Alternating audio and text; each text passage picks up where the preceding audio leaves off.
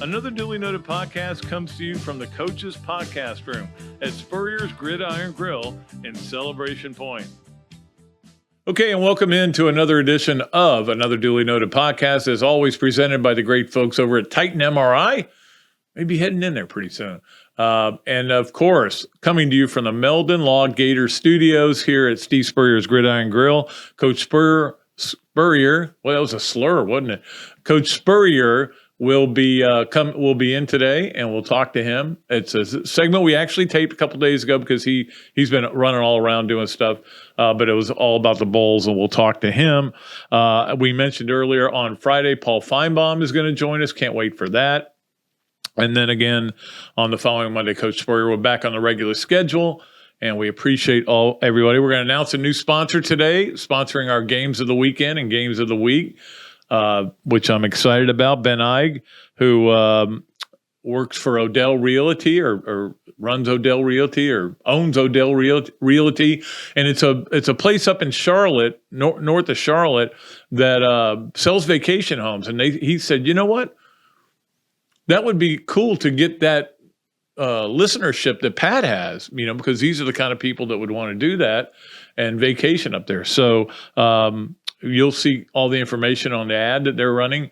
And it's kind of funny because when everybody says the Gator Nation is everywhere, we've had people contact us to want to be sponsors from, obviously, our friend Mike Jordan down in Pinellas County. We've had him from Tennessee. We've had him from Charlotte area. Jacksonville, Chris Hand, the great Chris Hand out there.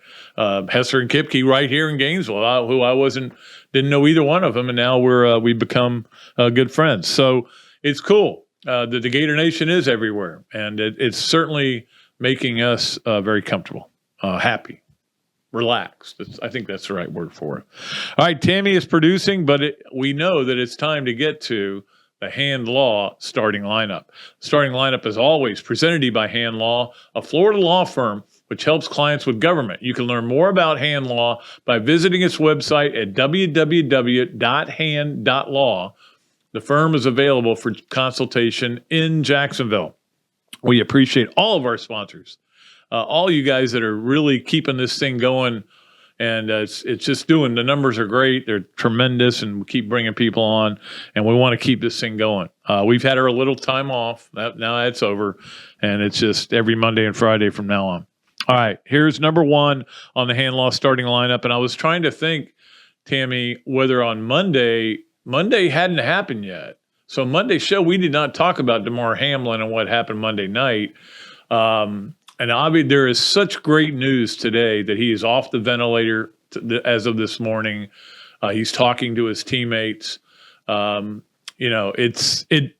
It just reminds me so much of Keontae Johnson. It's almost the exact same thing. Maybe the exact same thing happened to him. And I'm sure the doctors are looking into this, and there are people close to him.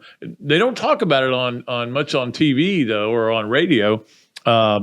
The whole incident with Keontae. But, they have talked about this thing, which is how they're going to handle the schedule and everything. Today they announced, or I guess it was last night, they announced they're definitely not going to play that game. And they're making plans, and the owners are voting on it today, Friday. If you're listening to this Saturday, they already voted on having a neutral site if two of the teams that are affected by this get into the championship game, AFC championship game. So I was thinking, let's offer up Gainesville. Why not? We've got the biggest stadium in the state. You want to play it in Florida if you can, like a bowl game almost, because that's where the best weather is. You won't have to worry about snow or anything like that. The only negative is our stadium's not that nice. It really isn't. It's not the stadiums you're used to going to. We've got the boxes and everything. And we're kind of ahead of the game on that part of it. When you think that those end zone boxes went up in 91, I believe it was. So we've got plenty of boxes, places for you to enjoy. But it's not enough chairbacks, and I think that's what they'll end up. I would think that they're going to go just to an indoor stadium. They'll find the best indoor stadium, maybe Detroit, somewhere like that, but we'll see what happens. The biggest thing, though, is that Damar Hamlin seems to be recovering nicely. Whether he plays football again is irrelevant. Just that he can live a normal life. I actually, when I heard the announcement, we're driving in today, there was a little tear came into my eye. And again, a lot of it is because I don't know Damar Hamlin. I didn't even know where he played until this all happened. And he played at Pitt because we went through it with Keontae. And I talked about this a little bit on the radio. The single worst day in the history of Florida football is started the demise of both programs. And that may seem harsh or strange. This one day, it's all happened in one day. Keontae Johnson collapsed on the floor in Tallahassee. Florida basketball has not been the same ever since. Thank goodness he's alive. The only thing you wanted out of that was that he would be alive and be able to function and you weren't even asking him to be a great player again. But you got to look at the real reality of it. Florida basketball has not been the same since that happened. Mike White wasn't the same. He left in a huff. The program has not been the same. Nothing has been the same since that happened. And then later that night, Marco Wilson throws a shoe, which cost Florida the LSU game, and nothing has been the same with Florida football since then. Now, I'm not blaming Marco Wilson. I'll blame him for throwing the shoe, and I'll blame him for helping lose the game, and I'll blame Dan Mullen for making him the captain the next week. I'll blame all those things. I'm not blaming him for the demise of Florida football. I'm just saying these two things happened and on the same exact day, and nothing's been the same with those two programs. My opinion, you don't have to believe me or agree with me. Number two, let's go to one of those sports, which is basketball, and another basketball loss, 7-7. When I go home today, let's have a 7-7. I don't think any basketball coach has ever said that. Well, he may have said that in a bar, but not for a record. They got a lot of bad calls. They were terrible calls. You got to expect that. You got to play around it. And the SEC especially, they're horrendous. 10-minute delay because they didn't have their uniforms. They forgot the uniforms in the hotel. Never seen that before. But Florida got a free point out of it. But they lost because they didn't come out ready to play for whatever reason. I mean, this is not a great team. And there was a point during the game where I went, Pat, they weren't doing anything anyway. You're covering the game. I write it for Gators Wire. This is your job. That's all it is. You don't need to be a fan when you're working. Because I'm allowed to be a fan now because I'm not working for a newspaper. But when I'm working, I don't need to be a fan. So don't worry about what's happening with this team. They're not going anywhere. We know that. Personally, I don't think Florida will have a team, and I wrote this on Gators Wire. I don't think they'll have a team in the men or women's NCAA tournament. I think the chances are very slim on that. We'll get to the women in just a minute. But it is not a really good team. And, to get Castleton back, get Reeves back. And then there's the mystery of Niles Lane that I've not asked anybody about exactly what's going on over there, but not playing at all. And against them last year, he went for 16-9 in the SEC tournament. Doesn't even get in the game. They've seemed to settle on a 7. I don't know. I'm not going to judge Todd Golden. We don't do that with 7 games in. This isn't. It's not football. So anyway, we'll see where they go from here. And then number 3 on the hand loss starting lineup goes to the weirdness of this schedule. I talked about this a little bit earlier. Florida played 4 games in 4 weeks. Now they're playing 3 games in 6 days, and the middle one of those is against Mike White in Gainesville. That is going to be strange. There will be boos, obviously. He's got his team at 11-3. They've won 1 game, and it was just the other night, Wednesday night, at the same time Florida was playing. They beat Auburn. They beat them at home. They played great. They really. I watched the whole game, and Mike is he's doing a good job there, as you knew he would. That's the thing. People wanted Mike to be another Billy Donovan, and he wasn't. He's a really good coach and is a good recruiter, but he wasn't Billy Donovan. And that's the thing. You weren't going to replace Billy Donovan with Billy Donovan. You can't create clones. If you could, it would have been great. But so it didn't work out and he was too sensitive to the fan base and all the stuff that went down there. But bottom line is, it's going to be weird to see him walk in here. Number 4 on the hand loss starting lineup. Everybody this weekend or this Monday, and everybody right now is a TCU fan, except people in Athens, Georgia, or people that got degrees from there, or people that are just Georgia fans. And there are a bunch of those, but the rest of the world is a TCU fan. But you know who's not a TCU fan? The networks. ESPN is not a TCU fan right now. If they could have gotten Georgia, Michigan, they might have blown it out of the water, because you're talking about the South, a team going for a repeat against a northern team in a big market. Now, Ann Arbor's not a big market, but Detroit, which is Michigan's stronghold, and that's where they cover them the most and everything. So yeah, that's a big market. A different team would be in the final. That would be big. It's Harbaugh, I mean, that would be good, big. Instead, we're talking about Harbaugh in the NFL, although that seems to have died out. That would have been a huge ratings killer. I don't know what this is going to be like. And I'll tell you, it ain't going to be good if Georgia even gets up on them.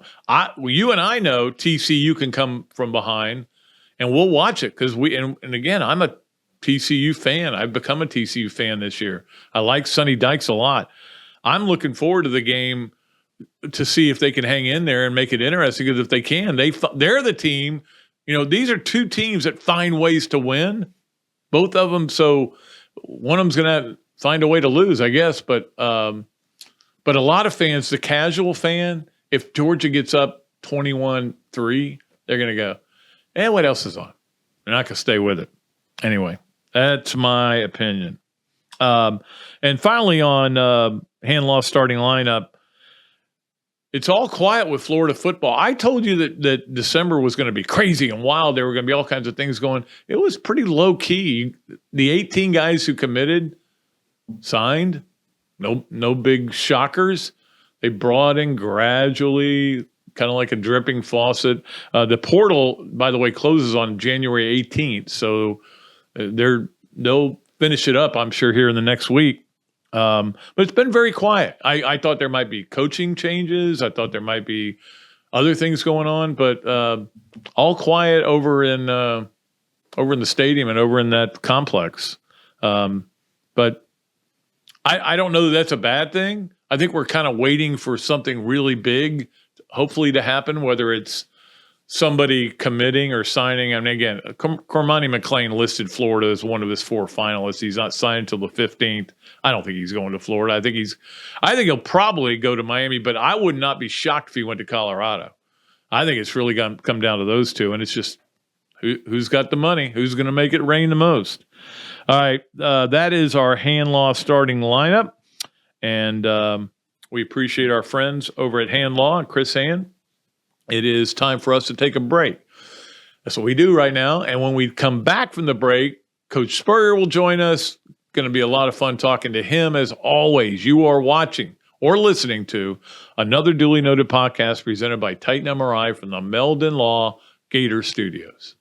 Hello there, everybody. I'm Pat Dooley, of course, from another duly noted podcast. And this is a great Adam Brewer, and he has just opened up a place here, Adam Brewer To Go.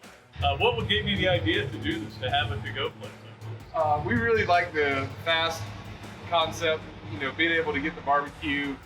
Now we have this new online ordering. So before it was a call ahead carry out, quick service. We have like a curbside kind of a deal where, everything's ready to go for you. And then we thought, wow, we have a really great dine-in concept, but how can we make this streamlined for the customer and make it easy and accessible for all parts of town? Adam's Rib Co. To Go. Come on down and enjoy it. Great food, great atmosphere, a diverse menu, everything made from scratch, plenty of space, and locally owned. These are all the characteristics of a great restaurant, and you can find each and every one of them right here in Gainesville at Ballyhoo Grill. Ballyhoo Grill prepares all of their food fresh every day, from their salad dressing to their award-winning soups. Bring your family and enjoy dinner under the Tim Trebo Tiki Hut while listening to live music. Or if you're running low on time to eat out, they also deliver through Uber Eats, Fight Squad, and Postmates. A Gainesville staple that's been open for over 30 years. Check out Ballyhoo Grill on Facebook or at ballyhoogrill.com. Things have certainly got a little out of hand lately when it comes to just buying our everyday necessities. Just look at gas, streaming services, and heck, even chicken wings. Well, there is one necessity that shouldn't cost a ton: taking care of yourself and helping fix all the aches and pains in life. And the fine folks at Titan MRI agree. With costs a fraction of what you'd pay at a hospital, you'll not only save money, you'll be taken care of by staff with over 20 years experience. So when you need an MRI, call Titan first, and you can go where your doctors send their families. Now offering CAT scans.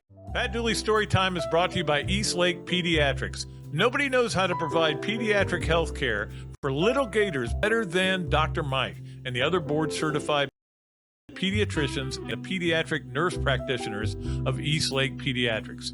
They have been providing personalized health care to the children of Pinellas, Pasco, and Hillsborough counties since 2004. And with the recent addition of Dr. Chris, who is also board certified in sports medicine, they are now offering care for youth sports injuries as well. To learn more about Eastlake Pediatrics, call 727-372-6760. And to get to know them better, listen to Dr. Mike and Dr. Carey on their Peds and Pop podcast on multiple platforms. Gator football is back, and the best way to get exclusive insight is a membership in the Gainesville Quarterback Club.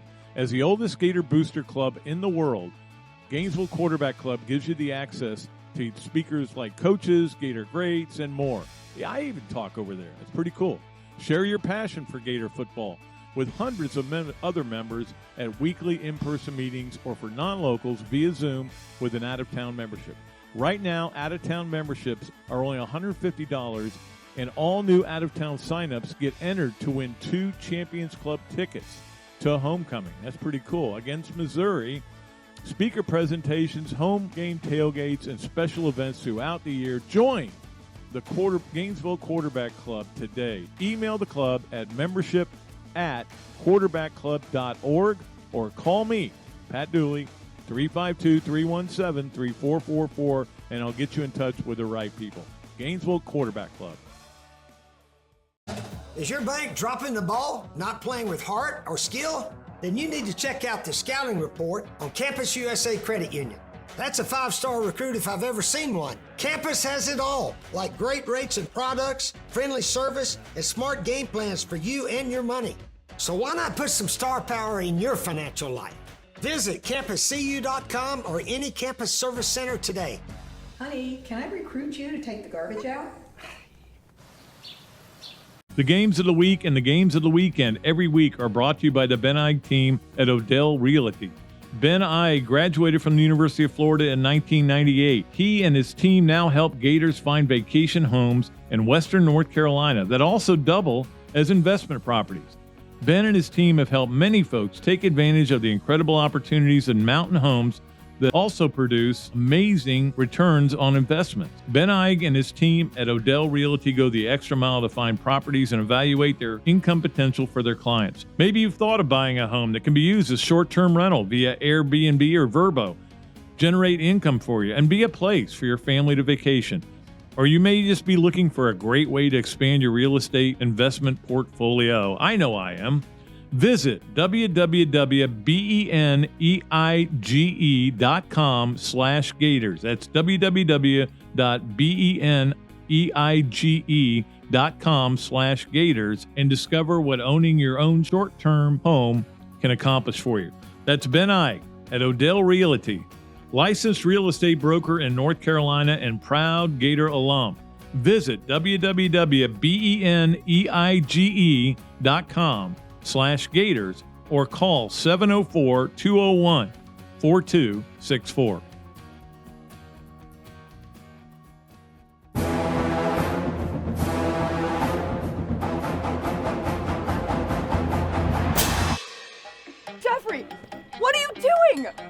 I'm joining the band, of course. Since Meldon Law is the official law firm partner of the Florida Gators, I want to help. Dad, we're litigators. Let's stick to helping people in the courtroom. Well, can we still hang out and jam a little bit? At Meldon Law, we won't back down. All right, welcome back to another Duly Noted podcast, as always presented by Titan MRI from the Meldon Law Gator Studios. And of course, we usually have Meldon Mondays because Meldon Law is also a sponsor of Coach Spurrier's time on the show. He's here today. You're going to be here Monday too, right? Yeah, looking forward to and then being we'll get here. back on schedule. Yeah. So, Yeah. But you were gone down at the ReliaQuest Bowl. It used to be the Outback Bowl. I still kind of call it the Outback. Outback. Yeah, ReliaQuest is their sponsor now. Yep. And Jimmy McVeigh is the director down there, did a super job. 2 nights before the game, they have what they call the gala event. ReliaQuest, coat and tie, everybody in Tampa. So it's a big event downtown at the convention center. So we went to that also, as well as just about a lot of the festivities. But I tell you what, Mississippi State played a heck of a game. And it was neat watching bowl games, both teams desperately trying to win the game. Yeah, and exactly. when it was over and Mississippi State won it, their quarterback, Will Rogers, got the flag and paraded around. Of course, they were honoring Mike Leach all through before the game and after the game. So it was a big win for Mississippi State. They won 9 games this year. I think they've only done that 8 or 9 times in school history. They have one 10-win season. That's it. And they have about 8 or 9 9-win seasons. So it was Mississippi State fans were very happy. I was very happy with the way everybody honored Mike Leach. Different schools wore different things. I mentioned Dana Holgerson wore a state sweatshirt. He's a coach at Houston, and just wanted to honor Mike Leach. And I think he really kind of got what he deserved, in my opinion, because I think he's one of the greatest minds in college football. Yeah, and a he's really cool guy. He threw the ball around as well as anybody, and his teams won a lot of games. He was right at 60% a winner. Now he coached at Texas Tech, Washington State, and Mississippi State, so he never got a really big school. That really the big. He wasn't schools. bringing in top 10. No, they have the advantages a little bit at the big schools and so forth. But he was an innovative guy. He never played football. Right. I think they asked his high school coach. He said, "What kind of player was Mike Leach?" He said, "I don't know. I never saw him play." He was out there one year. I think he went out as a sophomore, but he was a rugby player or something. But he got with Hal Mummy, and they started talking about pass offense and throwing the ball just about every down, and they did it very well at Valdosta State and at Kentucky, and then he got a head job after 1 year at Oklahoma. So he advanced quickly from an assistant coach. The game, my son Steve Jr. got a chance to call the plays from Mississippi State. Yeah. And I told him later, I said, you did a good job not forsaking the run. Yeah. They ran the ball extremely well that last drive. They had about an 85-yard drive there in the fourth quarter, and then kicked the field goal to win the game with 4 seconds left. And some little running back was running up and down the field against Illinois. I forget his name. He hadn't played that much all year, and he finally got a chance. Mark, yeah. It just goes to show you sometimes when a player gets a chance to go play, they probably saying, why haven't we been playing him all year? But he was running his heart out, and the line was blocking pretty well. But, man, he had some nice runs in there, and it was a good win for Mississippi State. Sometimes as a coach, when you're calling plays, you've got to understand where the game is going. Like that was going to be a 13-10 game. Yeah, it was. And that's how good they are on defense. They were good all year on defense, and they slow the game down. They muck it up. But I wanted to ask you about, because you went up against Hal Mummy in the same offense. What makes that offense hard to deal with for other teams? That air raid offense. Well, when he was there, they did score some points on us, but we were scoring 50. I think we beat them 59-35 one game. We were scoring a bundle, and we were sort of playing. He kept onside kicking it. I don't know what all exactly they were doing. So I didn't pay a lot of attention to it. Tim Couch, of course, was a quarterback that threw for tons of yards, and they won some games there. They were, if they went 6-5 at Kentucky back then, that was a very good year. So they did that and so forth. The air raid has proven to throw for a lot of yards and win games, but I don't know if he or Mike Leach has ever won a conference championship for whatever reason. I don't know, but they were close. I'll say that they were close many times, and certainly he was a heck of an offensive coach. Yeah, it feels like the ceiling's not way up here for that kind of offense. Oh, I still think football is a line of scrimmage game, and when your offensive lineman can knock the other guy backwards, and you're running back and sort of run it down their throats, as we would say, that's the keys to being winners over and over again. But then again, you get in a game like Georgia and Ohio State, it's who can score the most points. Exactly. And which we didn't think would. Well, I thought Ohio State got a really bad call on the targeting against Marvin Harrison Jr., and they picked up the flag. Yeah, changed the game. I mean, so I think. Do you know what targeting is anymore? Well, if you hit with the crown of your helmet to the other guy's helmet, that's it. It seemed like the Georgia player was not using the crown of his helmet, but he ran straight into him and just sort of turned his head a little bit. But he hit him in the head and knocked him out, and he was out the rest of the game. That should be that should have been targeting. I don't know if he should have been kicked out of the game, but it should have been a penalty. Yeah, I'd like to see them change the rules where if it's close to being targeting, maybe you get a penalty, but not kicked out of the game. I don't think we're solving any problems by kicking people out of games. I know that they'll tell you the numbers are down about targeting and everything, but it's still happening. It's not like it's not happening. In fact, in the I don't know if you got the chance to. You said you listened to the USC Tulane game, which was an unbelievable game. It was unbelievable. There was a targeting that was blatant targeting, and they picked up the flag. They didn't call it, and I'm like, I just don't understand it anymore. It was interesting. Somebody told me the other day. He said, "Do you know who the guys are up top that are looking at the possible targeting or not, and are making the decisions?" And I said, "Well, I assume it's former referees or somebody like that." He said, "No, it's just a bunch of guys that are friends of the referees or somebody." And I don't know. I don't know who they are, but they're not former referees. Yeah, they're just former referees. Yeah, back in the way they first started. Maybe they are. I don't know who they are. No, but I don't think they are. You never see their names, who they are. You never know who makes the call up top that tells the head ref it is or it isn't. That's one thing you guys did in the league where the Apollos played, where they actually would go to the booth and you could hear everything the replay guy was saying, and that was great. I like that transparency. All right, let's get back to bowl season a little bit, Pat. Okay, SEC. Let's talk SEC ball here. We had 11 teams in. 6 were winners and 5 were losers. Probably the 2 teams that played the worst were us and Kentucky. We scored 3 points, and Kentucky got shut out. Ole Miss, South Carolina, and Missouri also lost. But other than that, LSU looked very good. Mississippi State, Alabama, Arkansas won a close one. Of course, Georgia won, and Tennessee beat Clemson. And another interesting thing, of the 5 conference champs, only Georgia won the game. And could have lost. And very easily could have lost. Yeah. So I started looking back. We won 7 SECs here. First year, we were not eligible to go to the bowl game. So in 6 bowl games after winning the SEC, you know how many bowl games we won? Not many. 96, I know. 93 and 96. So we won 2 out of 6 bowl games. And I started figuring out, of course, we played good teams now. Yeah. Notre Dame, Nebraska, Miami, when they were 1 or 2 in the nation. Yeah. And who else did we lose to? Oh, in 99. FSU. FSU 94. After we had that tie game. Right. So we lost to top 10, top 5 teams, but still.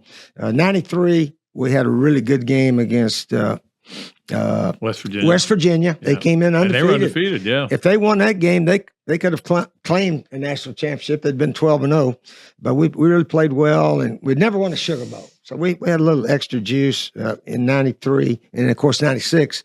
It ended up being for the national championship that game. But other than that, I looked back and I said, you know what? We didn't maybe get as juiced up. I thought we wanted to win. But then the years we did not win the SEC, that we almost won the SEC, but didn't, we won the bowl games 3 out of 4 years then. So that was, our guys felt like we had something to prove. We wanted to finish top 10 in the nation, and everybody played, and away we went. We did again, your competition went down a little notch when you didn't win the conference. So who'd you play? 92, you played Iowa? Okay, let's see who we played here. We played no, you played NC State. NC State in the Gator Bowl. In the Fog Bowl. Yeah. 97, we played Penn State down there. And they had two guys suspended for that game. 98, we played the ACC champ Maryland. Clobbered them down in the Orange Bowl. Beat Syracuse pretty good down there also. Yeah, killed them. And that was Rex and so forth. And let's see, we lost to Michigan State, that 37-34 game. That was a great game. So we were 5-4 in bowl games. So we weren't near as good in bowl games as obviously were in SEC games for whatever reason. You know, you were talking earlier about that Mike Leach never played, and they started bringing up how Mike Leach kind of started that trend. And I didn't realize Lincoln Riley never played football. No. And then they started naming off guys who never played that I'm like, oh, I didn't know he never played. But it used to be that if you didn't play, it was hard to get into the profession. But now I think it's a little bit easier. You just got to have the smarts. You got to know what you're doing. Yeah, Lincoln, I think, was a walk-on at Texas Tech. And I think one day Mike Leach said, Lincoln, you're not going to be good enough to play quarterback, okay? But if you want to be like a grad assistant and help out here, there, and the other, you can do that. And he said, okay, I'll sort of be. Well, the story I got was that he stormed out of the office, but then he came back and went, yeah, you're probably right. I'll just do that. Because he wasn't happy he wasn't going to get to play. But I think it was 6-4 in bowl games. Yeah. I don't want to make a mistake. Yeah. Anyway. What were you at South Carolina?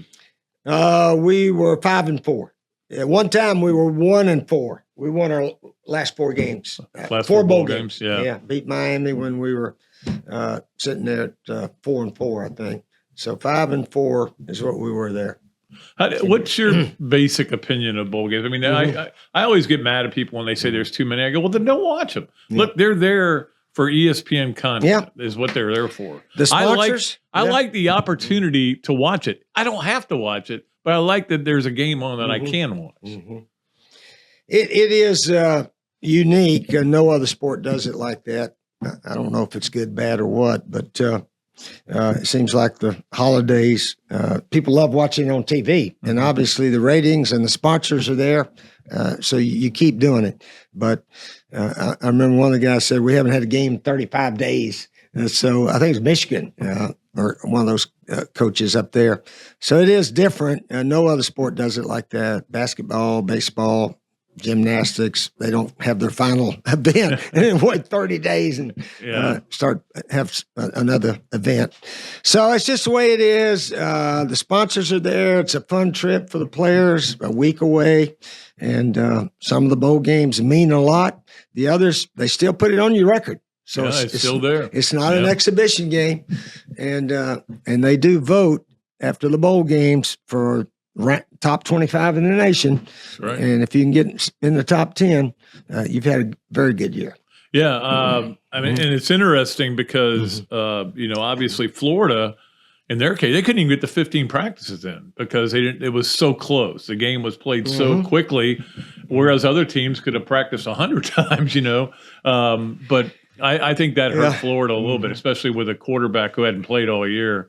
Coming out there, I'm not making any excuses for Florida, but I didn't see very many games when it was 6-6 against 9-3. It was always 6-6 against 6-6, 8-4 against 8-4, 9-3 against 9-3. Then all of a sudden you get to Florida. It was a bad draw for the Gators. I'm not making any excuses for them, but it was a bad draw for them. Oregon State. Yeah. Yeah, Oregon State had a little bit more to play for maybe than we did, although we were playing for a winning season or Yeah. a losing season. Yeah. And obviously a lot of guys left, which hopefully Billy Napier and the staff are going to have guys that want to play. I think our fans certainly don't like watching a team that was not there during the season. Right. So hopefully we can get guys who want to finish their careers here and be proud to be a Florida Gator. That's, Absolutely. I know most all of our guys felt that was something that was very important to them. That's part of the culture change that you have to have. Mhm. And they have that at Alabama where Bryce Young and Will Anderson come back Yeah. and play. And I loved what Nick Saban said after the game. He said, these guys that played added value to, they added value to themselves as far as the NFL goes. The guys who didn't play and are getting ready for the combine, you're going to the combine, half the things you do aren't involved in football anyway. And you're not adding value. You're adding value by playing another football game and giving them something on tape. And I agree with him. That's something that Billy's going to have to bring in the right guys and make them want to play and care about their teammates, care about the guys next to them. And clearly, when you see 22 departures or whatever, there were some guys that didn't. And getting back to pro football a little bit, certainly appreciate everyone that prayed for DeMar Hamlin. Yeah. Obviously a tragedy that happened there, but credit the medical staff up there at Cincinnati, University of Cincinnati, and trainers, doctors for both teams. They all assisted in getting his heart beating again, and we all pray that certainly he can make a full recovery as time will tell. So very reminiscent of Keontae Johnson. It was very similar. In fact, I was surprised it didn't come up more. It did come up last night. I actually watched the Texas-Kansas State basketball game. And Keontae's playing for Kansas State, and he was the best player on the court. Had 28 and 6. They won the game. Really? Or 28 and 9. 28 points, 9 rebounds. Wonderful. I mean, that's the level. And I'm He's watching come him back. play, and he's just so smooth and like he never took time off. But that's that was something you couldn't quit watching, even though you didn't want to watch. Yeah. Another milestone. Tampa Bay Buccaneers won the division. Yeah. Even though it was a 7-8 record, they still won. It doesn't matter. Oh yeah. And Tom Brady has won 19 division titles. How about that? Some guys go their whole career and never win one. 19 divisions. I thought we were doing pretty good, winning 7 of 10. Of course, Tennessee won the other 3. Yeah. So it was interesting. It was just us or Tennessee back in the 90s through 2001 there. But Brady has won 19 division titles out of, 22 or 23 years, something like that. Not bad. I think it's actually out of 20. I think he said that he only didn't win it 1 year. Maybe I'm wrong. No, he's he's either 44 or 45. Yeah, but I mean, they've been counting years where he wasn't the starter of them not winning it. But one other thing that happened this week, and somebody put it up on Facebook, I saw. This is the 26th anniversary of I think it was Monday, of winning the national championship for Florida. 26. Yeah, 26. January 2nd. Of winning the championship. So that would have been, Monday. And that's certainly one of the great memories that you have and that everybody has in the Gator Nation. Oh, certainly. The national championship is the most you can win. But obviously winning those conference titles, there's only been 9 in the history of our school. So for our guys to get 7 of them, they certainly should be extremely proud of what they achieved at their time here. So anyway, we'll move on to next year, I guess pretty soon now, and hopefully the transfer portal will be kind to us. And who's going to play quarterback next year? You got any idea? Well, I would assume they're going to start out with Graham Mertz, the kid from Wisconsin, who we'll see how that works out. Yeah. And then Rashada, who they've spent a lot of money on. And you know how I know is he a freshman? He'll be a freshman, yeah. But that's the thing. I wonder how you would have handled NIL with all this. I mean, it's just crazy where players are actually demanding money while they're being recruited. Well, other guys are getting it. Why not me? So that's just where we are. Hopefully, we got some big boosters with big wallets. but it seems like other schools are spending a lot more. Miami and Texas A&M, obviously, it did not help them. Texas A&M and Vandy are the only two who did not qualify for bowl games. Yeah, how about right.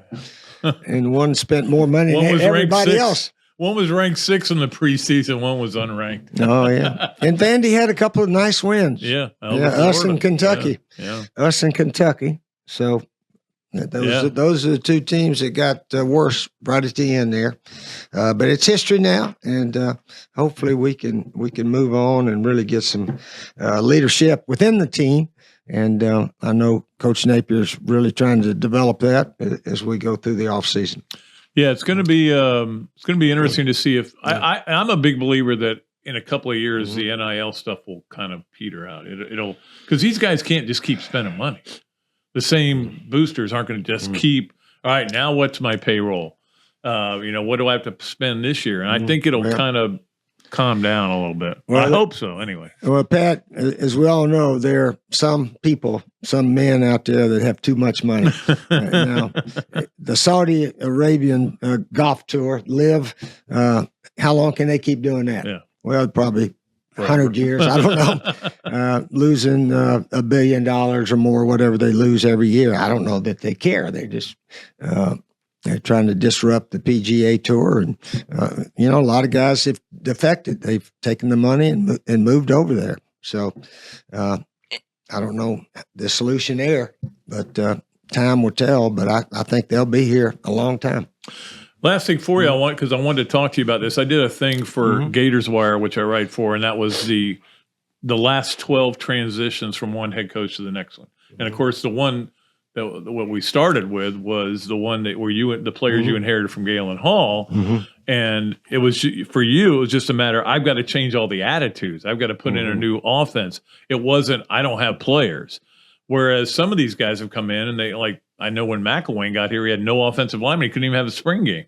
I think the roster that Billy Napier inherited, I think we thought was better than it was. It turned out it wasn't very good. And he's having to purge it and basically redo it.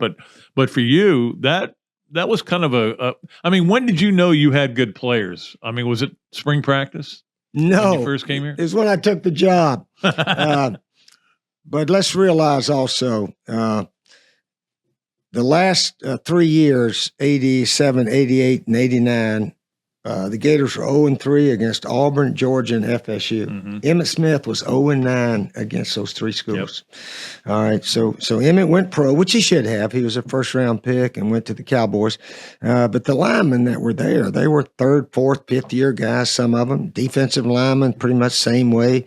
Linebackers, Jerry Odom, Ephesians, Bartley. I mean, we had guys that can run. Godfrey Miles, big I love size, that. Godfrey and all of them. Tim Paul. Secondary guys, Will White, and I can't think of all their names right now. But so I watched this Larry practice. Kennedy, yeah. No, Larry was a little later. I'm talking about 90, just the 90 team. Oh, just 90. Just the 90 team. Yeah. So anyway, I remember Jerry Odom, before the season started, he said, our goal is to win the SEC. Put it in the Oklahoma State program. I actually talked to him the other day. And what happened, Pat, those players just had to believe they were the best players. And so I had to tell them that. And then nobody knew about Shane Matthews. I mean, my buddy Alan Trammell, I remember asking him one time, who you think quarterback should be? And he said, well, that kid Brian Fox is pretty good. And, of course, Lex Smith was really good high school player. Yeah. Hey, nobody said Shane Matthews. He didn't even play the first 2 years. And here he becomes the SEC Player of the Year. So we had a guy already here named Shane Matthews that nobody knew about, except when I finally got him out there practicing. You ever try to rotate 5 quarterbacks and find the best one? That's what we were doing. Yeah. But anyway, after we realized we got ball players here, all right, we got goals. Here's how we're going to do it. We have a plan. They took it and ran with it. So that was the fun part. And the reason I brag on those guys, the 90 team, because they started it for all these other guys. To win 6 SECs in the first 7 years, I mean, is that going to happen again? Is anybody going to do that except Alabama? Except Alabama. 6 out of 7. Georgia may now, but not the first you know. And we beat Alabama 5 of the first 6 times that we played them. So it's shoot. I mean, sports is half mental. It's half mental, and then it's half ball players, and coaching. I think that ball players and coaching probably go right in there together. But the mental part is so strong. That's why we give TCU so much credit for winning all those close games and then beating Michigan. So they've had an unbelievable year, and whether or not they can keep doing it against the Bulldogs, we'll find out next Monday night. What's your relationship with Sonny Dykes? Just a little bit, not a lot. I saw him up at the Heisman. Max Dugans. What a story Max is. I voted for him. Oh, he was my pick. Yeah. He's. I think maybe if they had beaten Kansas State, he may have won it. Yeah. That goal line mess up that I thought the coaches called some bad plays down there. But anyway, he was not the starter at the beginning of the season. The starting guy got hurt, and all of a sudden Max, who had been a starter, came in, and it was fantastic the whole year. But Max Dugans has got a chance. They got a chance to win a national championship. Yep. And and they've had a fantastic year. But if they don't beat Georgia, I don't know. They won a bunch of games, but they wouldn't have a championship. Yeah, that's right. No championship at all. Mm-hmm.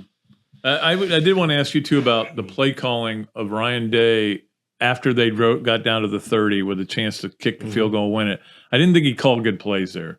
And I you knew Georgia was going to blitz. There should have been he should have had a draw of some kind, a screen, something. But instead, they ran it up the middle and then they lost yards. Yeah, lost yards. Yeah. You would think on the 30, all right, we cannot lose yards. We got a 47-yarder right there. Let's see if we can pop a quarterback draw or something like that, or tailback running play of some kind, fake something, and see if you couldn't do it that way, because he had time to do that and had some timeouts, but they kept throwing, and he got sacked for about a 3 or 4 yard loss, something like that. Yeah. They just, the play calls, you knew they were going to blitz, and it just didn't seem like they were putting a lot of guys in the routes, but they weren't protecting either. So I don't know. It's easy to hindsight. People hindsighted you some games, not very often though. Well, I know a lot of bad calls I've had in my career. Well, what was the worst one you ever made that you think back and you go? Oh, the worst calls that I made throughout my coaching career is when we needed to make a first down or so to ice the game, and we tried to run too much, and should have just run our offense. Maybe throw on first down, maybe do this, that, and the other, because the other team, they're playing for the run. Yeah. And we tried to eke it out, and lo and behold, you punt it to them, and all of a sudden they go score to tie it or win it, and then you say, what a dummy, we should have just kept running our offense. So those are the worst things I did at times. Most of them at South Carolina, a couple times here maybe. The Auburn game we lost here. We had a chance to ice it with a first down. And it's interesting. Danny Warfel missed 2 signals all the time he was here. You give him a signal. At Auburn, I think some of our signals were like, 97, and then we had a 97 X slant, X2. So he saw the 97, and he turned his head and went and caught it and threw an interception against Auburn up there. And the guy ran all the way back. We got him on about 10-yard line. But we're getting ready to go up 17-0, and they scored. It's 10-7, and goes back and forth, and they won that one by 3 points. And then here at home, we had a Mills Z corner. We had a Mills Z corner, and so he saw the Mills signal and went back to the hole and called the Mills. I said, why didn't you call the Mills Z corner? So we changed the name of that to just the fork route after that. And he actually threw an interception there. But I don't know if it would have changed it. But that's the only 2 signals he missed in his life. And both of them were interceptions against Auburn. And what's the odds on that? Maybe it was What's Auburn. The odds on that? Did you ever worry about people stealing your signs? We won the conference both of those years. Yeah, you did. So it wasn't like that knocked us out of everything. Did you ever do you ever worry about people stealing them? Oh yeah, we changed a little bit down the line when we FSU had a good beat on some of them, and then Vandy did when that quarterback we had here transferred up there, Olmstead. Timmy Olmstead, yeah. I don't know. And they held us to 13 that day, but we sort of pooped out that 99 year. That's the only year we lost our last 3 games of the season after being 9-1. Yeah. And but anyway, it's history now. Yep. You know, and teams don't always win. Look at Alabama. Somebody said if Alabama had gotten the Final Four, they'd probably be favored to win the whole thing. But they may be the best team in the country. They lost 2 games. You lose that 2 games, and you're out of the running. No matter how good you are. That's why when it goes to 12, you're going to see things happen like in the NFL. If you barely get into the playoffs, how about Ole Miss winning the national championship in baseball? Yeah, they were the 64th team to get in, right. And you get hot, and that's the playoff sports. You know, anybody can win once you get in the playoff. That's what the Bucks are talking about. Exactly. And let me tell you what, nobody wants to play them right now because Brady and Evans started hooking up. And I tell you, it is amazing that Brady and those guys keep coming back in the second half. A lot of times the fourth quarter. Yep, absolutely. So, I always wanted to know what this was when you did this. I think that's the bandit signal. That's what I thought it was. Bandit, you know, like a bandit holding up somebody. You know, all right, stick them up. That was the bandit signal. And that's the name of a formation. Did you ever think about going to those cards that they use now, where they have pictures 2 or 3 of people? Yeah. Every now and then we'd have a phony guy and so forth. Yeah. But most of the times, somebody'd shield off or something if we had to do that. But you could tell if the other team would yell something at the line of scrimmage. Yep. Mm-hmm. Well, hey, there's an art to stealing signs, right? Yeah. And really every now and then we'd get some from the other guys too. That's right. Yeah. I remember after Brett Bielema was fired at Arkansas, I saw him next year at a coaches convention or something. And I said, I just want to tell you, your defensive coordinator down on the sideline, one of our guys up top picked up on a bunch of your signals. In fact, that post route we hit Demir Bird on, we got the signal that you were playing quarters, nobody deep. Right. And he'd already been let go at Arkansas. So I said, for future references, you might want to hide your signals a little bit better. He said, well, I thought y'all might have done that. But anyway, it's part of the game. You got to hide your signals and get several guys doing dummy signals and so forth. Mm-hmm. All right, that is Coach Spurrier for today, and we will be back with him on Monday. Don't forget that, and we will be back with more of another Dooley Noted podcast brought to you by Titan MRI from the Meldon Law Gator Studios right after this break.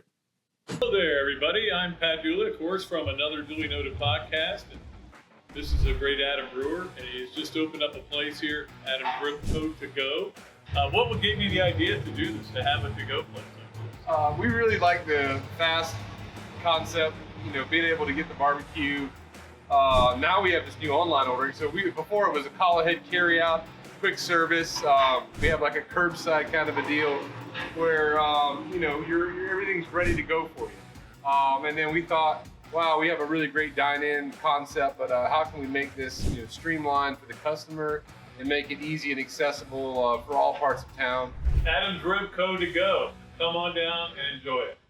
Great food, great atmosphere, a diverse menu, everything made from scratch, plenty of space, and locally owned. These are all the characteristics of a great restaurant, and you can find each and every one of them right here in Gainesville at Ballyhoo Grill. Ballyhoo Grill prepares all of their food fresh every day, from their salad dressing to their award-winning soups. Bring your family and enjoy dinner under the Tim Trebo Tiki Hut while listening to live music. Or if you're running low on time to eat out, they also deliver through Uber Eats, Bite Squad, and Postmates. A Gainesville staple that's been open for over 30 years. Check out Ballyhoo Grill on Facebook or at ballyhoogrill.com. Things have certainly got a little out of hand lately when it comes to just buying our everyday necessities. Just look at gas, streaming services, and heck, even chicken wings. Well, there is one necessity that shouldn't cost a ton: taking care of yourself and helping fix all the aches and pains in life, and the fine folks at Titan MRI agree. With costs a fraction of what you'd pay at a hospital, you'll not only save money, you'll be taken care of by staff with over 20 years experience. So when you need an MRI, call Titan first, and you can go where your doctors send their families. Now offering CAT scans. Pat Dooley Storytime is brought to you by Eastlake Pediatrics. Nobody knows how to provide pediatric health care for little Gators better than Dr. Mike and the other board-certified pediatricians and pediatric nurse practitioners of Eastlake Pediatrics. They have been providing personalized health care to the children of Pinellas, Pasco, and Hillsborough counties since 2004. And with the recent addition of Dr. Chris, who is also board certified in sports medicine, they are now offering care for youth sports injuries as well. To learn more about Eastlake Pediatrics, call 727-372-6760. And to get to know them better, listen to Dr. Mike and Dr. Carey on their Peds and Pop podcast on multiple platforms. Gator football is back, and the best way to get exclusive insight is a membership in the Gainesville Quarterback Club. As the oldest Gator booster club in the world, Gainesville Quarterback Club gives you the access to speakers like coaches, Gator greats, and more. Yeah, I even talk over there. It's pretty cool. Share your passion for Gator football with hundreds of other members at weekly in-person meetings or for non-locals via Zoom with an out-of-town membership.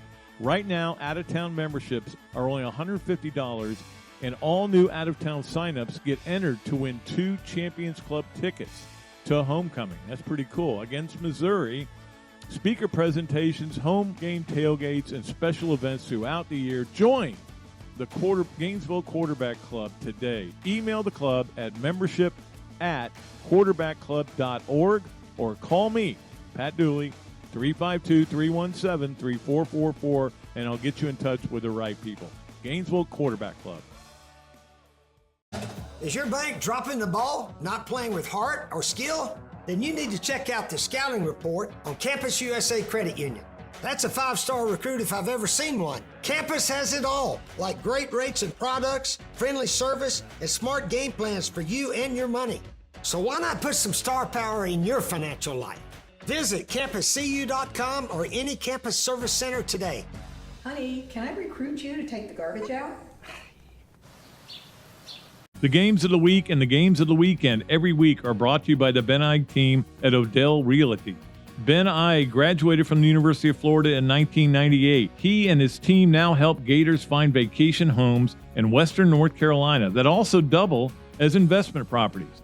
Ben and his team have helped many folks take advantage of the incredible opportunities in mountain homes that also produce amazing returns on investments. Ben Ige and his team at Odell Realty go the extra mile to find properties and evaluate their income potential for their clients. Maybe you've thought of buying a home that can be used as short-term rental via Airbnb or Vrbo, generate income for you, and be a place for your family to vacation. Or you may just be looking for a great way to expand your real estate investment portfolio. I know I am. Visit www.beneige.com/Gators. That's www.beneige.com/Gators and discover what owning your own short-term home can accomplish for you. That's Ben Ige at Odell Realty, licensed real estate broker in North Carolina and proud Gator alum. Visit www.beneige.com/Gators or call 704-201-4264.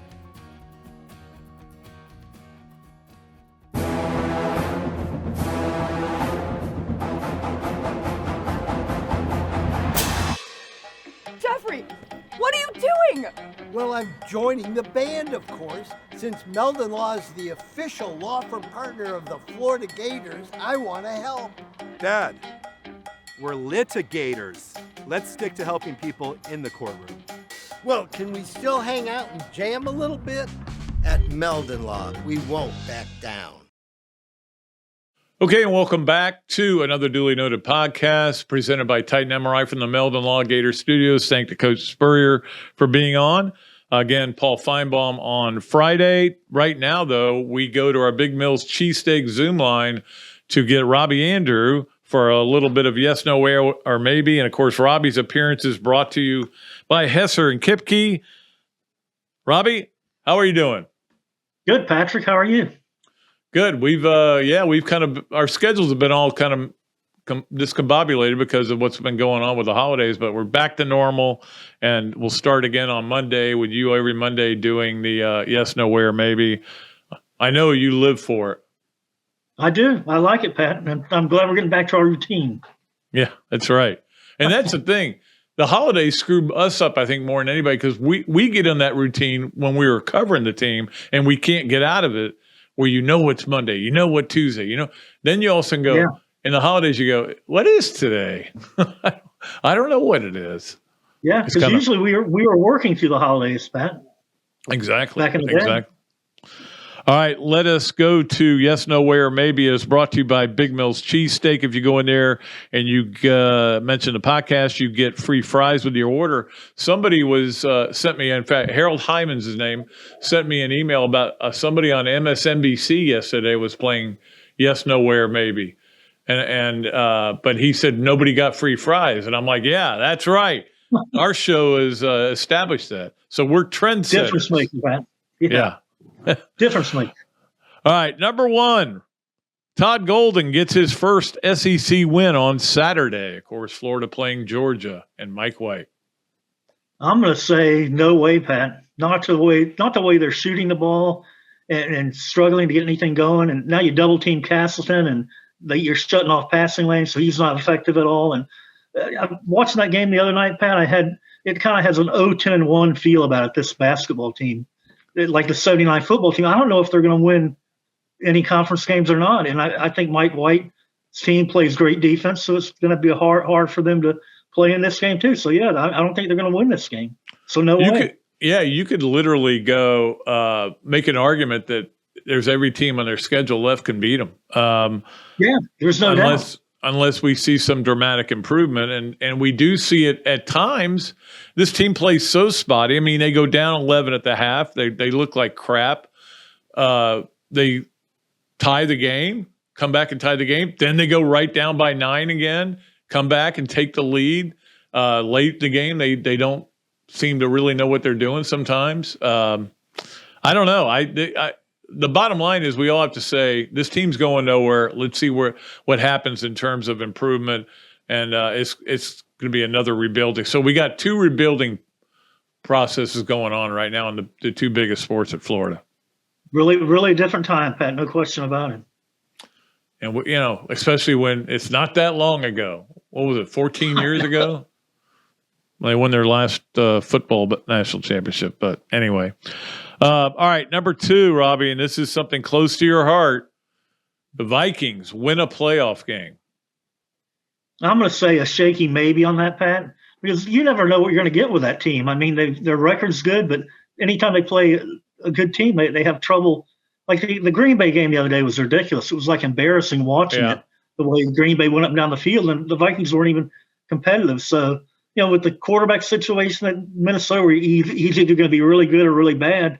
If you get the really bad one, they're not going to win a playoff game. So I'm going to give a shaky maybe. Yeah, who would they play right now in their first game? I'm not sure, Pat. Because I think they'd be the 4 seed, so I think they'd play the 6. Yeah. Wow. Well, I always I don't get involved in all that. If this team beats this team, I go, when it's all set, let me know who's playing. That's all I care about. Yeah, give me the schedule. But I'm thinking one and done for the Vikings, Pat. Well, I root for the Vikings because you're my best friend, okay? So That's good. Thanks. I don't have any affiliation to them, but I don't have mostly negative root in the NFL. Cowboys, Bucks, Jaguars. Sometimes, I think I'm definitely rooting for the Titans this weekend. That'll be a lost cause. Raiders. I root against the Raiders. It goes back a long way. But I hate Green Bay now, Pat. I do too. Yeah, I used to like them when Aaron Rodgers was on my team. Yeah. Yeah, me too. All right, finally, Robbie, number 3 on Yes, Nowhere, maybe brought to you by Big Mills Cheesesteaks. Actually played with Keith Miller Tuesday, who owns Big Mills Cheesesteak. He's Big Mill. And we had a good time. They'll be a sponsor again for the golf tournament this year.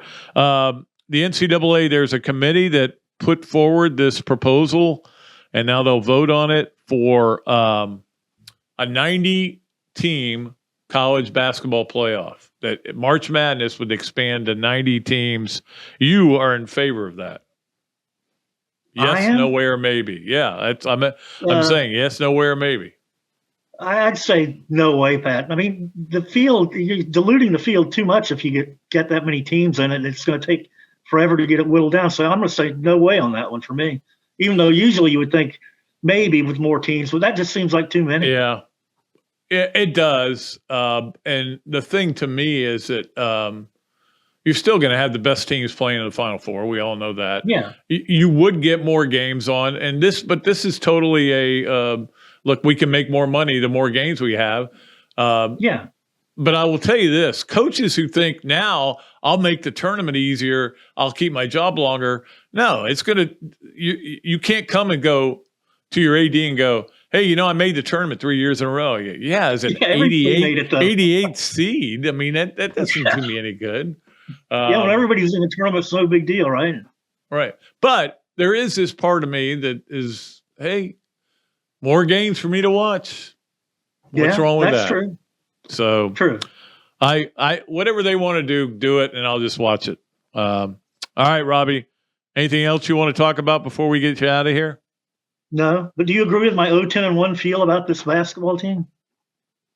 I literally, when I get done today, I'm going home and getting the media guide out, and I'm starting back up the high five on WRUF.com. I write something on Fridays, and I'm going to look at the 5 worst starts through 14 games.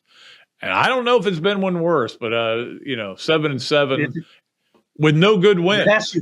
No, there's none on there. So I don't think there's been a start like this for a long time, Pat. So that'll be interesting research for you. Like I said this on the radio, I said it's not a must-win game for Florida. It's a must-not-lose game. And to me, there's a difference there. It's gotten to that point. I agree, Pat. And they dropped 5 spots, in the net even further. So this team's not going anywhere. They're not going to the tournament. Nope. I've said all along, I said a couple of weeks ago, Florida men and women are not going to be in the NCAA tournament. That's my prediction. So, and I think that's going to hold up. All right, Robbie. I'm going to say a yes to that too, Pat. Yeah. Yes to that one. We got one yes out of you. All right, my man. We will we'll talk to you. We'll talk to you on Monday, okay? Sounds good. Have a good weekend, Pat. All right, Robbie Andreu coming to you on Yes, Nowhere, Maybe. Of course, Robbie's appearances. Oh, God, I got something like one of those, like you feel like a poker up your nose. Can we edit that out? Okay. Robbie's brought to you by Hesser and Kipke. And, of course, Yes, Nowhere, Maybe brought to you by Big Mills Cheesesteak, street dining done right. We appreciate them so much. All of our great sponsors. Let us get to the Leonardos at Millhopper quick picks now. And you guys are not doing good. I gave you what I thought was a softball, and then I said, hey, you know what you ought to do? Just give them the Florida game. Florida's playing Texas A&M. I don't even know what the spread is. Florida would be favored. Just give them that game, and everybody picked Florida. And guess what? You lost. I don't think we've had anyone qualify yet for the new Leonardos. I did talk to Todd Kissauer. We're going to hook up here at some point where I can give him his Leonardo's gift certificate and some other stuff as well. I always throw some extra stuff in. So nobody's qualified yet. So get in. Your chances are getting better. Leonardo's at Millhopper quick picks. Thanks to Kyle Cohen over at Leonardo's. We're going to give you the game on Saturday night. If you're listening to this on Sunday, you got in too late. But Saturday night, Jaguars are 6.5-point favorites at home against the Titans. Huge game, obviously, division on the line. Ought to be exciting. That's a must-see TV. I'm going to watch it. But anyway, I think the Jags will win, but it'll be interesting. Jags -6.5 against the Titans. Let us get to our Adams Ribco to go Gator of the week. And I had somebody in mind, and I have blanked on it, and I can't remember who it was. It was a good one. It was an odd one. And because we can't get anybody to win midweek games in basketball, it's been hard to get one. But I started thinking about it today, and I was like, you know who I should make it? Because you are overwhelmed every time it happens, is Patrick Young. Now, I'm watching the SEC game, and there's Patrick in the studio. They've got him dressed nicely. He's, obviously they put him in there from his wheelchair. And again, I know he's making strides. You want miracles to happen. You hope one does, and hopefully it will. Hopefully he'll keep coming back. But I want to make him the Gator of the week, because instead of feeling sorry for himself, he has been the unbelievable poster child for what you should do when something tragic happens, which is to believe in your faith, believe in your family, believe in the Gator Nation, believe in all this stuff, and find a way to get back walking and keep working and do that. So Patrick Young is my Gator of the week. I could have done that one a week ago, 2 weeks ago, whatever, or next week. But I thought about it. I said, you need to do that, because you've been thinking about it a lot. Every time he's on there, a little tear in my eye thinking about it. Or, the guy, he was just, he was on our podcast not too long before that accident happened. And we're going to get him on again. It's kind of weird with me and Patrick, and that I've tried to contact him a few times, and I think he changed his phone number, and I have made the effort. I should make the effort, but I'm almost afraid to talk to him. Like I might start crying, I love him so much. So anyway, that's a weak excuse not to have called him.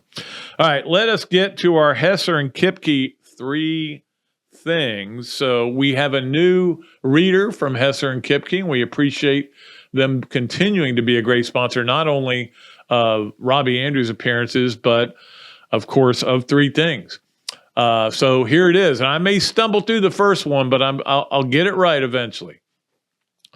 Hesser and Kipke is a law firm specializing in the areas of workers' compensation and family law. Ken and Jennifer take great pride in their one-on-one focus on each and every client they represent.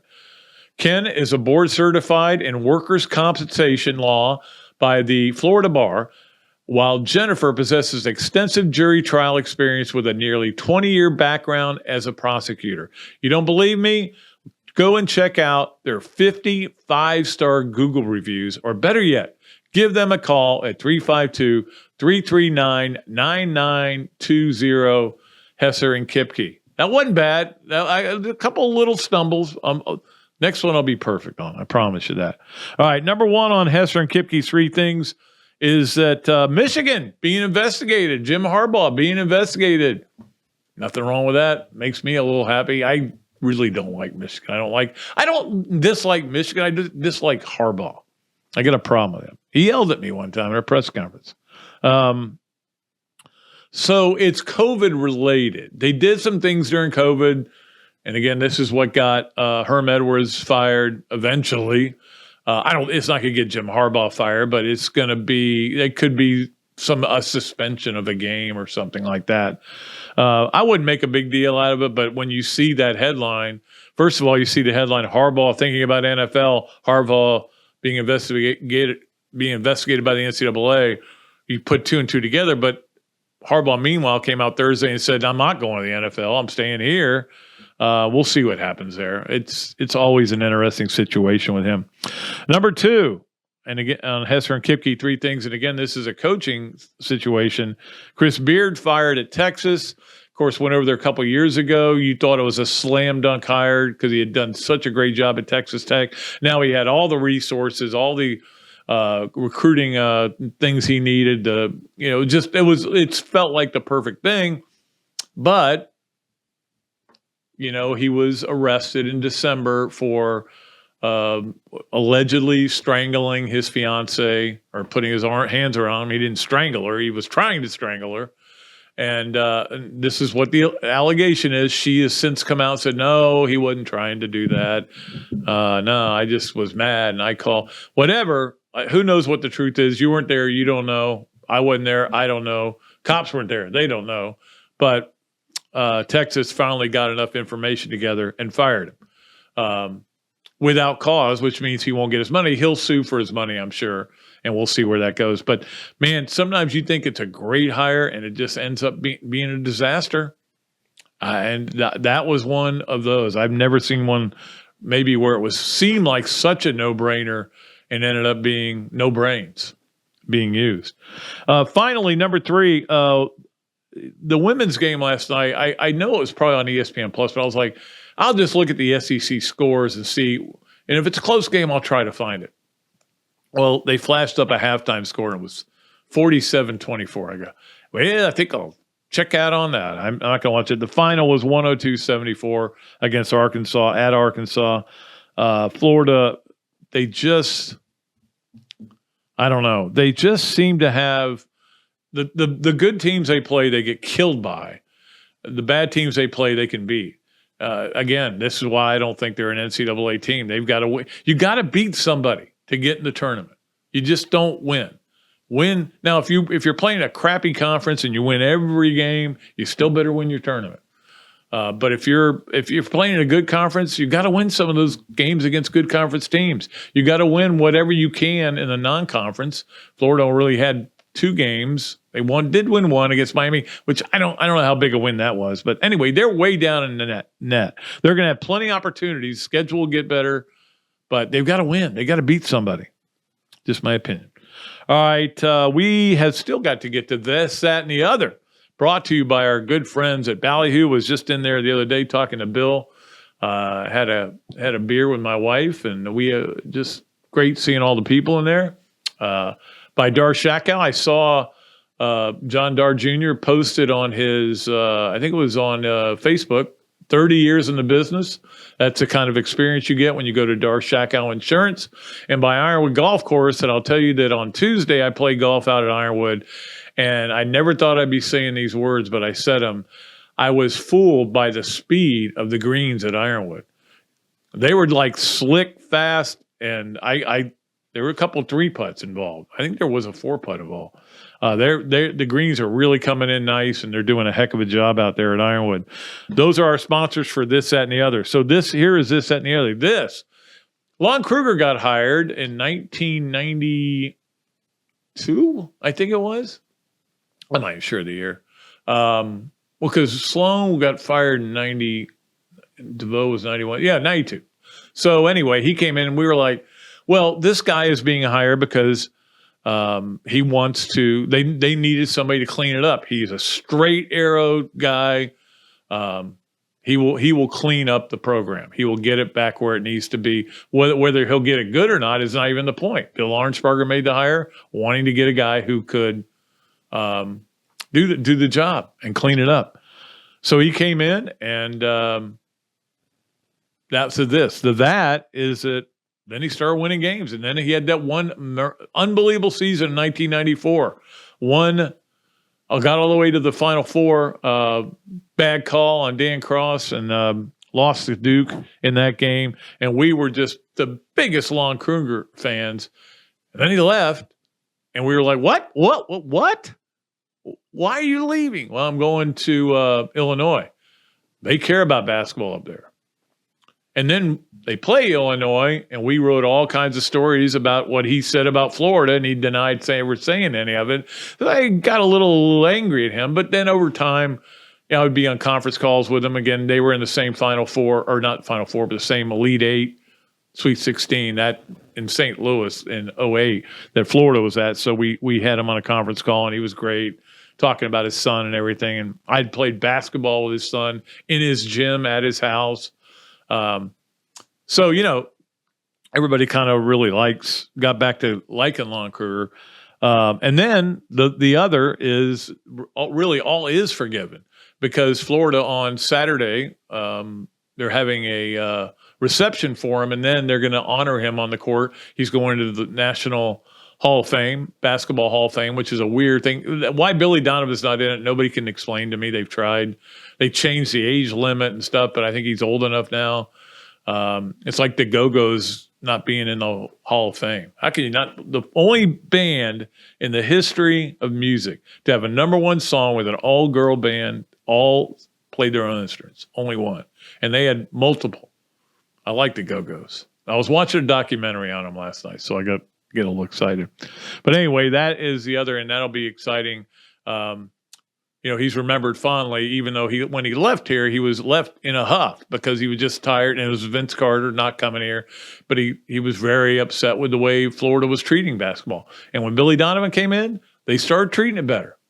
So give Lon Kruger a little credit for Billy Donovan's success. Now, again, that was a lot of Jeremy Foley, too, who said we've got to do a better job with basketball. Although people never like to give Jeremy credit for anything, there's one I will give him credit for. Okay, let us get to the we talked about Odell Realty being the new sponsor for Games of the Weekend. Ben Eig, a UF graduate who is contacted me on this, and so we'll get to the Games of the Weekend. We appreciate it. We'll start with gymnastics tonight, and I was just hearing from Freddie. Again, it starts at 6:45, but it may sell out, even though the opponents aren't anything great. People want to see this gymnastics team. That is the one sport, like in football, basketball, baseball, whatever. You've got to play good teams to get big crowds. In gymnastics, you don't. Now, you get bigger crowds with more athletes. I mean, with better teams you're playing. Like Auburn next week, it'll be packed. But for this game, this meet, the opponents aren't what it's about. It's you get to see the Gators, number 2, maybe number 1 team in the country, and that is the one sport where you're going to watch Florida, not the other teams. In fact, Freddie was saying that the tickets were going for as much as $200. So think about that for gymnastics. We may be a gymnast. It may be. I make the argument. This is second. Gymnastics is second behind football in this town. You saw the crowd for basketball the other night. Wasn't good. That is at 6:45. If you want to go over to that, I don't think it's on TV. I couldn't find it anywhere.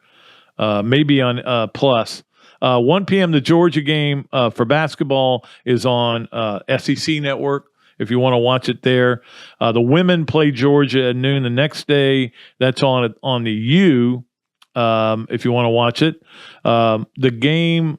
We have 2 NFL games on Saturday. Kansas City's at Vegas, 4:30 game. Whether it has implications or not, I'm still not sure. We may well know more tonight. And then, of course, the big Tennessee at Jacksonville game, 8:15 is on ABC and ESPN. I think it's on both channels. So we have 2 Saturday games and then the full slate on Sunday. Best basketball game probably to watch is, Arkansas, Auburn. They're both ranked. 8:30 Saturday night on the SEC Network. It was funny to listen. Now, obviously, Kentucky, Alabama was a game you might want to watch. Alabama ranked number 7, but they were introducing the game, during the I was watching the Florida game, and they would have those little things.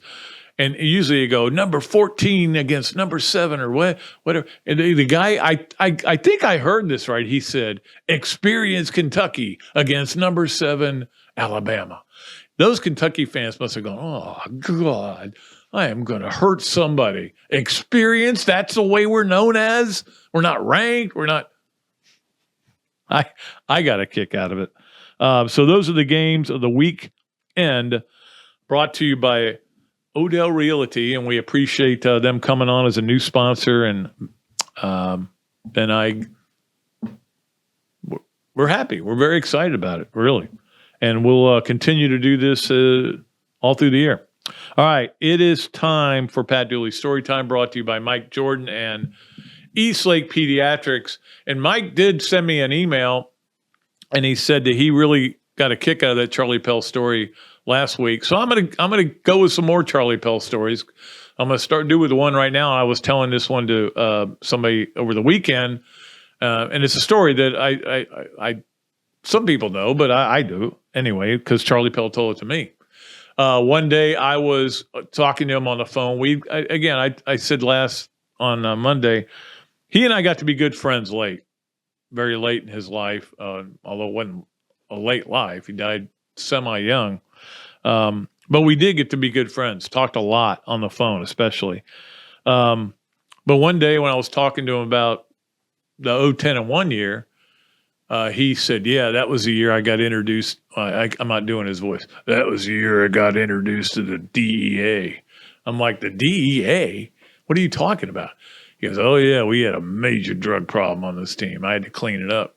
He said, in fact, there was one player. Remember they used to stay at this Holiday Inn out here on the interstate for home games? I think it was a Holiday Inn. At least it was during the Spurrier years. But there was one player anyway who called him the night before the game and said, Coach, I can't stay in this room anymore. He goes, why? He says, there's so much marijuana smoke. I can't breathe. I'm getting secondhand smoke. I'm feeling dizzy. I got to get out of the room. So Charlie sends a trainer or a manager, a student manager, whatever, goes down to the room, goes in, tells the other player, says, hey, give me that, takes his pot, big bag of pot. You're not smoking any more of this. You're bothering your roommate, and it's against the law anyway. Takes it to Charlie Pell. Monday morning comes, said player walks into the room, Charlie Pell's office. He wants to talk to Charlie Pell, wants to talk to him. He walks in, he goes, you got something of mine. What do you got? What are you talking about? He goes, you got my dope, man. Come on, give it back. Charlie's like, really? That's what you're gonna say? Why don't you just go pack your bags? And the DEA was involved in a lot of stuff around there at that time. You got something of mine. Can you imagine having the cojones to walk into your coach and go, you got to give me back my drugs, man. Come on. I want to get high. What if he gave it back and he was smoking a doobie outside the door after that? All right, that is our Pat Dooley story time, brought to you as always by Eastlake Pediatrics and Mike Jordan. We appreciate all of our great sponsors. Great to have a new sponsor on board. Great to have a great producer in Tammy who does a bang-up job every day. I think we went long today, didn't we? Way long? Yeah, maybe a little long. Hey, if you don't want to listen to the last 10 minutes, don't listen. But that's when Pat Dooley's story time is, so you have to listen. Yeah. All right, that's going to do it. We'll be back with another show on Monday. Coach Spurrier again will join us. Robbie again will join us. And we'll have a good show on Monday. And then Friday, Paul Feinbaum. So it's going to be a good week next week. I hope you guys are going to enjoy it. Until next time, I am Pat Dooley saying I am deep, I am way back, and I am out of here.